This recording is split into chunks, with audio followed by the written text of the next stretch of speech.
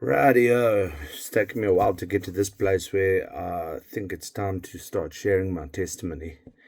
Only problem is my testimony is not going to be short. It is long. Um, you don't have my life and it be a short story. It's a very long story. So what I'm going to do, as and when I've got the energy to do it, because it's quite a heavy one and I have to go back deep inside to figure things out myself. I'll do it in batches of 5 to 10 minutes so that I don't keep you guys too long. And I'll try and number them. So it just seems like everywhere I go that it just seems like testimony.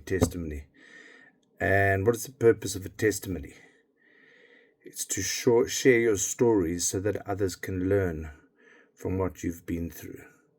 And we've all got a testimony. Some good, some bad, some pretty, some really ugly. And yeah, it's a past. Nobody doesn't have that. We've all got it.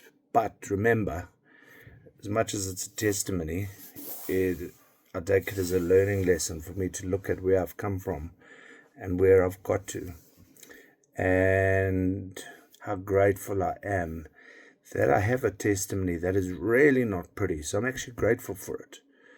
I mean, it's really ugly. It's ups, downs, ups, and now up. Only up. And it took me 50 years to get to up. And I'm now 52 years. So anyway, we'll start off with who I am. Bruce Warren, age now 52 and nearly a month. And born in Zimbabwe to a beautiful mum and a beautiful dad. And I had one older brother at the time. While I do this, because I don't plan these things, I just do them spontaneously. All my testimonies are not purposefully driven to hurt or pay back anyone for anything that they may have done in and along my journey. We are born of free will. Yeah, sometimes you don't get the best opportunities up front, but it was still always had choices as what I could do or what I didn't have to do, etc. So this is not a payback session for anyone. For everyone that came along my journey, I am sincerely grateful. It may not have been pretty, it may not have been perfect, whatever they did, but I still had free will, because we all have free will. And even when I talk about my mom or my dad or my brothers or whoever, it's not a payback, and it's certainly not a dig at them. And I'm so grateful for all of them having been part of my testimony. So there's always a way that you can choose to look at things. I can choose to look at being disgruntled, or I can look at being pissed off and angry, and I can play the victim. Or else I can actually sit back and say, well, they might have done that to me, but I had a choice of a response. Most of the time, the response was a bit, for me, faulty. Yeah. So, yeah, there's no digs at anyone, no exes, no one, no victim playing. Yeah, I am responsible for every single thing. So anyway, back to the story. I'm just going to do another 2 minutes, and then I'll come back to it tomorrow. So, born in Zimbabwe, lived a good life. I think we were very much an average family. I was middle child syndrome. Ryan was my big brother. He was my best friend. Ryan is my older brother. Bob is my dad, and Barbara is my mom. All four still alive. Because of what happened in Zimbabwe, we upped and moved and came to South Africa, and we had to restart. So arrived back in South Africa in 1979. A little thing, I was burnt when I was 18 months old, or I don't even think it might have even been less than that. Slightly here on my arm, on my chest. I know my mom's going to be screaming, thinking, how can you say that? It was an accident. But it was one of the things that in my life affected me growing up. I was ashamed, body shamed. I mean, it's really nothing now. You wouldn't even see it. Maybe it's because I'm a bit plump. But when in my athletic days, because I was an international athlete, you wouldn't have, it was noticeable. And I can remember being on the swimming starting blocks, and I didn't want people to look at me, and I was always covering up. So first thing started body shaming. I was shamed. I never ever realized it until I got really old. But those were little things that along the line that played a significant part on the way we were wired.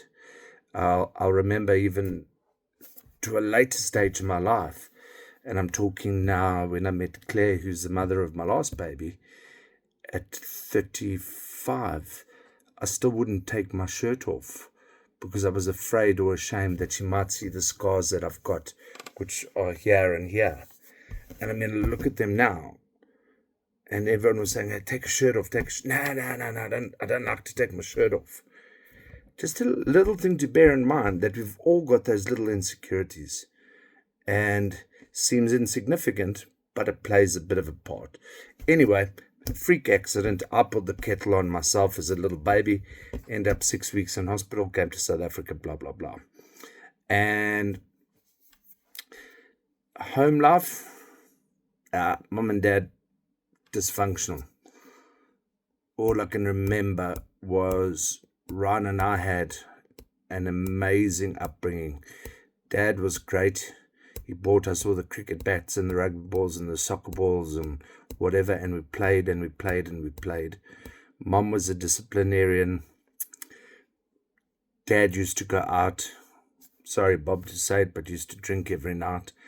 And as soon as it came dark in the evening, the lights went out, and you knew that Mum and Dad were going to have a dip at each other and that there was going to be fighting.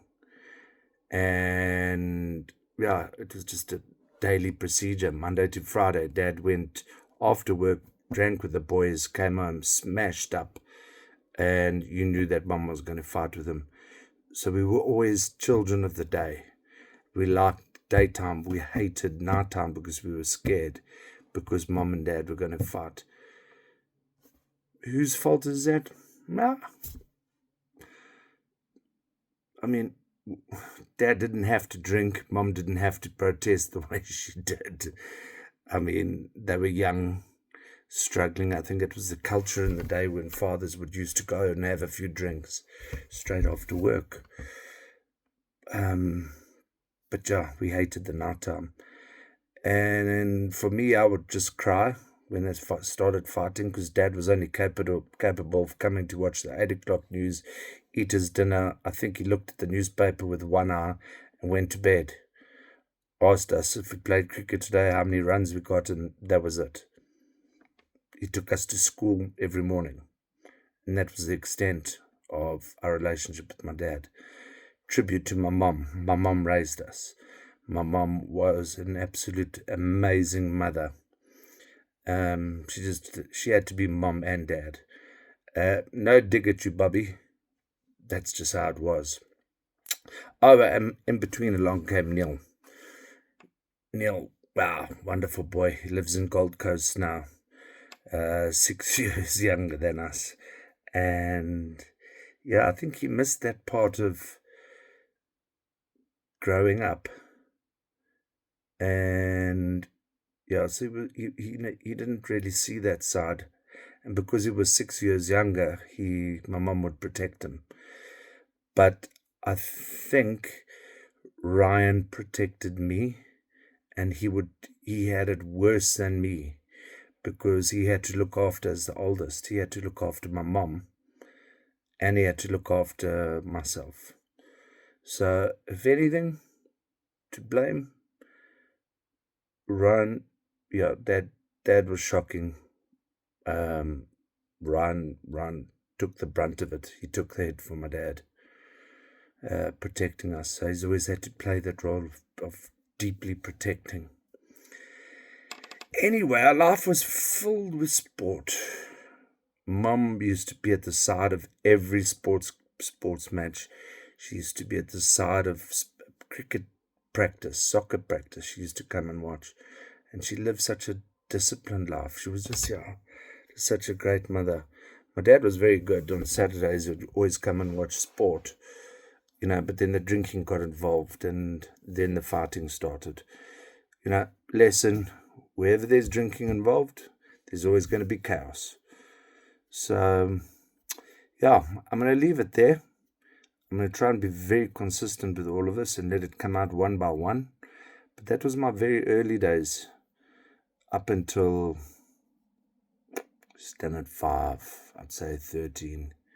I love for sport, a lot of chaos, a lot of fighting at home. Had to move a lot.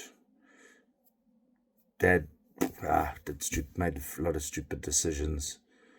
And just a word of advice, my dad will have a powerful testimony as well, because who he was back then is not who he is now. So he's also found the Lord. My mother, in between all of that, found the Lord somewhere. I can't really remember, maybe when I was 13 or 14. So, sorry, Mum and Dad, for just blowing it out about how we went through. But, the good news is there is a happy ending to the story. Anyway, I will probably stop now and do another part now, but I'll only post it tomorrow and just try to stay one day ahead.